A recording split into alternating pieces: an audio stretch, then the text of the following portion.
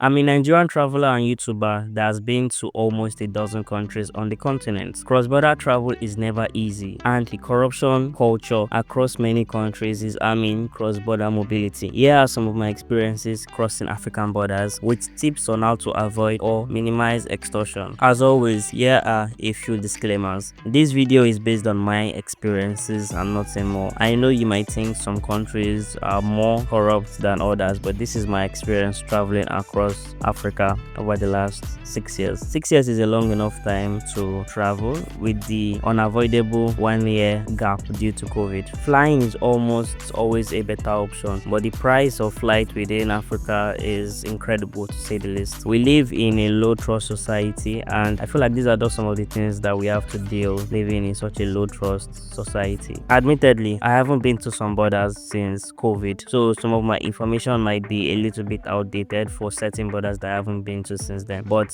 the others I've been to more recently. First and foremost, let's talk about my best border experience in Africa. It's not every day you go through a border in Africa and you be like, wow, that was a pleasant and fair experience. In 2024, I traveled by road from Kigali, Rwanda to Kampala, Uganda. That was my first non-West African border, but I had been in Rwanda for more than a week and the country had made me very calm. I got on a bus and headed towards the border. In around 3 or so hours, we got to the Gatuna border. We went through security and then I got on a queue to stamp out of Rwanda. The queue was not really long because it was just our bus. It got my turn, I was stamped out. Then I joined the queue going to Uganda. The lady asked me that, yo, what's up? What are you doing in Uganda? How long will you be there? I was like, I'm just transiting to Kenya. She was like, okay, stamp me in, no questions asked or no further questions asked. And then I went to change money where some Ugandans tried to run me streets, but you know how these things go. Zero corruption, in and out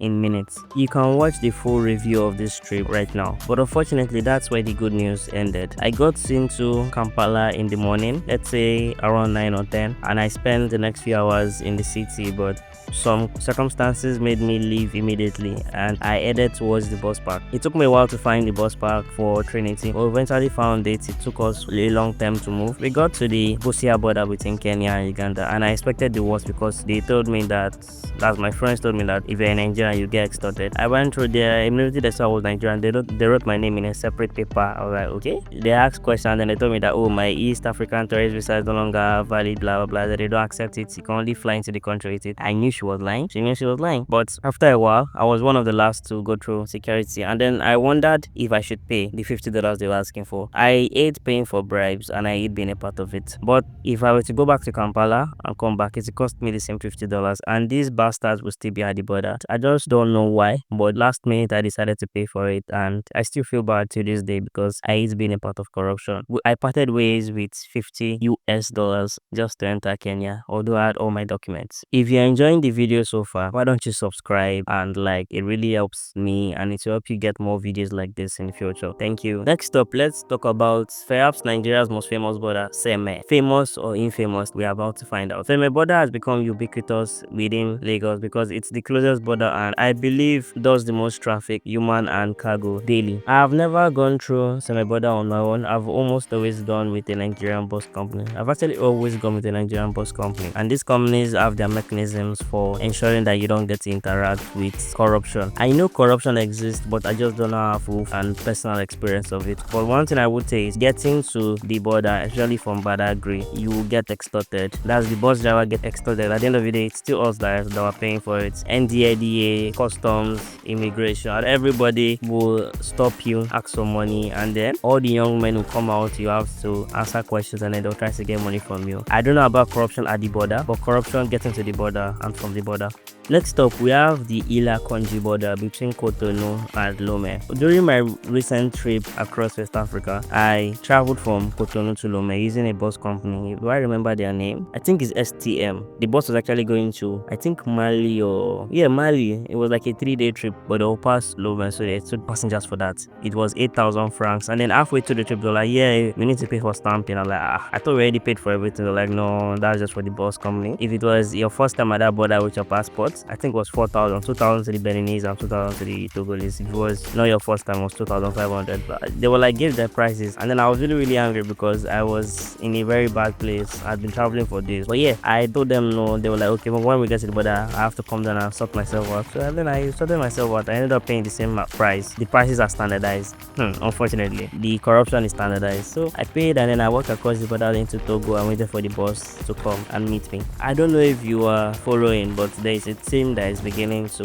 materialize here. The next border is the Aflao border. I spent a few days in Lome, and time came for me to go into Ghana. I had watched lots of videos from Ghanaian YouTubers and other YouTubers, most especially Wodimaya, and the border isn't really a palatable place to travel through. But then I was like, okay, my first time not using a Nigerian post company, let's go. I got a bike from my friend's house that took me directly to the border. The border is actually in Lome.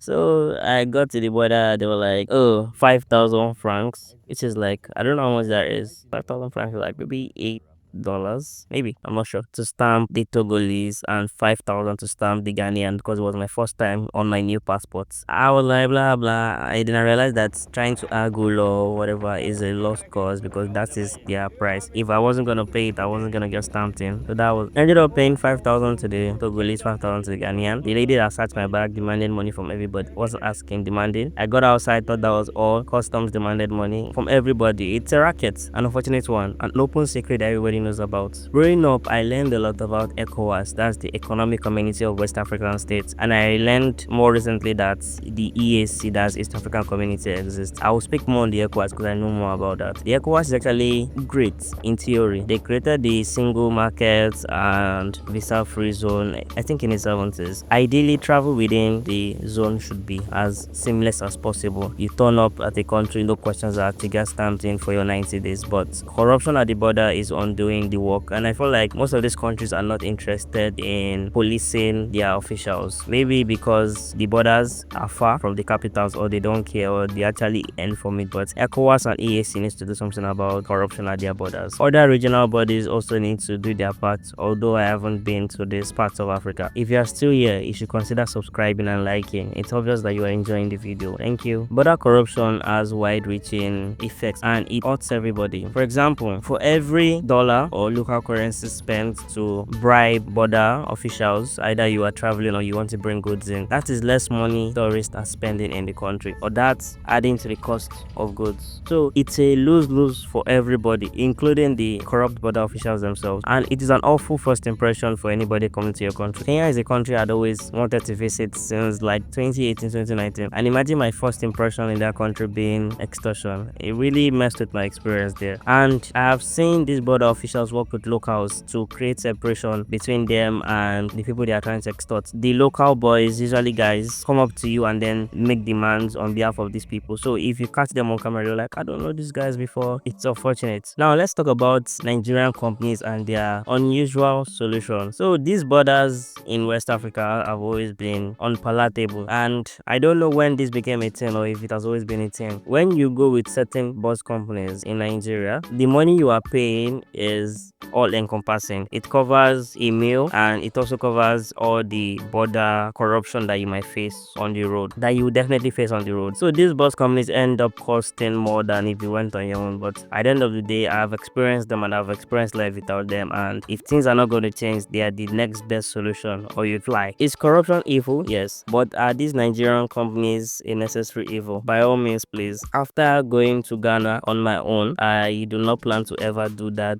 ever again. It still breaks my heart that we are talking about corruption as, oh, this is bad, this is worse, but Nigerian bus companies offer a service, and I have seen what life is like without them. You should consider supporting the channel by becoming a member or gifting super thanks. It means a lot to the work I'm doing out here, and starts from as little as $1. Thank you as you do so. Explore Africa in 2025. I'm gonna assume that if you are here, you are at the very least considering traveling across Africa, either by air, by land, by sea, by rail. However you need to go, visit your first or next African country in 2025. I have more than 120 videos on my channel about my travels across the continent, and I'm sure you will find at least one that works for you. I would always advise anybody that can fly if you are financially able. Most people would need to go by road. Consider your safety, consider timeliness, and consider security when choosing options, because even by road there are still tiers, and some options are simply just bad. I'm already stacking my coins to ensure that I travel across the continent in 2025. See you on the road or at an airport terminal. Why don't you click the video on screen right now, because I created it with you in mind. Until the next video, your friend from the Ukodo YouTube channel wishes you love, peace and prosperity.